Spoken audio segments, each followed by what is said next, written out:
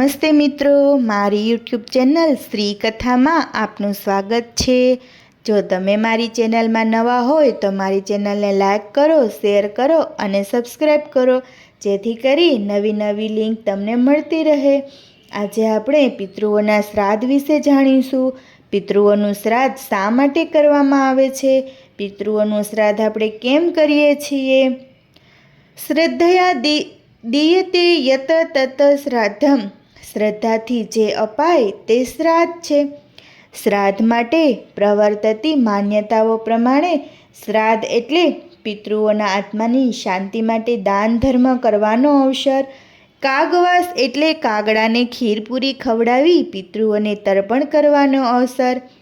સ્વજનના મૃત્યુ પછી વારસ તરીકે 16 વર્ષ શ્રાદ્ધ કરી ઋણ અર્પણ કરવાનો અવસર। પિતૃપક્ષ 15 થી 16 દિવસનો કાળ હોય છે। એવી માન્યતા પ્રવર્તે છે કે આ પખવાડિયામાં પૂર્વજોના આત્માની શાંતિ માટે શ્રાદ્ધ વિધિ કરવાથી પિતૃઓ બહુ સંતુષ્ટ થાય છે। પણ શું પિતૃઓ સંતુષ્ટ ના થાય તો તેઓ આપણને નડે એ વાત સાચી છે? પિતૃદોષથી યથાર્થ સમજણ। લૌકિક સમાજમાં એવી માન્યતા પ્રવર્તે છે કે દર વર્ષે શ્રાદ્ધના સમયે આપણા પિતૃઓ પાણી પીવા આવે છે, તેમના નામે ખીર પૂરી કરીને મૂકવામાં આવે છે। એવું મનાય છે કે પિતૃઓ કાગડા થઈને આવે અને જમીને જાય એટલે તેઓ તૃપ્ત થાય અને તેમની મુક્તિ થાય। અહીં કોઈ પણ વિચારકને ઘણા પ્રશ્નો ઊભા થવા જોઈએ। પિતૃઓ કોને કહેવાય? આત્મા એક દેહ છોડે કે તરત બીજી યોનિમાં જન્મ લઈ લે છે, 1 સેકન્ડના વિલંબ વગર। તો જો આપણા મા બાપ કે દાદા દાદી પિતૃ કહીએ તો એ લોકો ક્યાંક અત્યારે જન્મી ચૂક્યા છે। આપણે પોતે પણ પૂર્વભવમાં કોઈકના મા બાપ દાદા દાદી હોઈશું। તો ખરેખર પિતૃ કોને કહેવાય? આપણા પૂર્વજો, આપણા પિતૃ કે આપણને કોઈકના પિતૃ? આપણને યાદ છે કે આપણા ગયા ભવમાં છોકરાઓ કોણ હતા કે છોકરાઓના છોકરાઓ કોણ હતા? આપણે એમને નડવા ગયા તો આપણા પિતૃઓને પણ ક્યાં યાદ હશે કે જેથી તે આપણને નડવા આવે? પિતૃઓ આપણને શું કામ હેરાન કરે? જે મા બાપ દાદા દાદી આપણને લાડકોડથી ઉછેરીને મોટા કરે છે, તેઓ આપણને હેરાન કરવા પાછા આવે એવું કેવી રીતે વિચારી શકાય? આપણને ઘરમાં આર્થિક કે પારિવારિક મુશ્કેલી આવે તો આપણને દિલના કટકાની જેમ રાખનાર મા બાપ દાદા દાદી વડવાઓ ઉપર એનો આક્ષેપ કેવી રીતે આપી શકાય? જ્યાં આપણા કર્મોનું ફળ આપણે સ્વતંત્ર રીતે ભોગવીએ છીએ તેમાં મા બાપના દોષ આપણને ભોગવવા પડે એ ક્યાંનો તર્ક છે?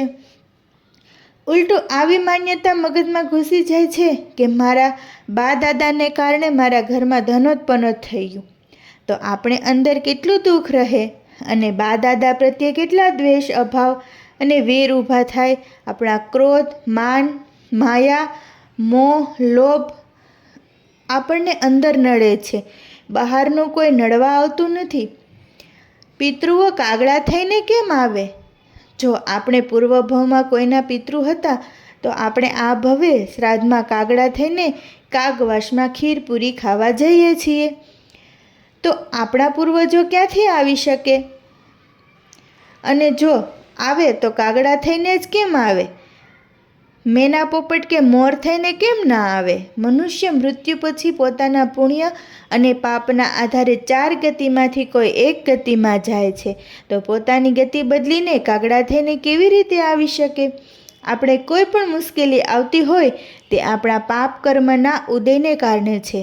તેમાં આવી અંધશ્રદ્ધાનો આશરો લઈને આપણા પિતૃઓને દોષિત ઠરાવવાને બદલે આપણે ખરાબ સમયમાં ભગવાનનું નામ લઈને તપ પૂરું કરવું જોઈએ। દ્વેષ, અભાવ, ઝઘડા કરવાને બદલે શાંતિ થાય એવા પ્રયત્નો કરવા જોઈએ। અને પિતૃઓના દોષ કાઢ્યા હોય તો તે ભૂલ માટે પસ્તાવા લેવા જોઈએ।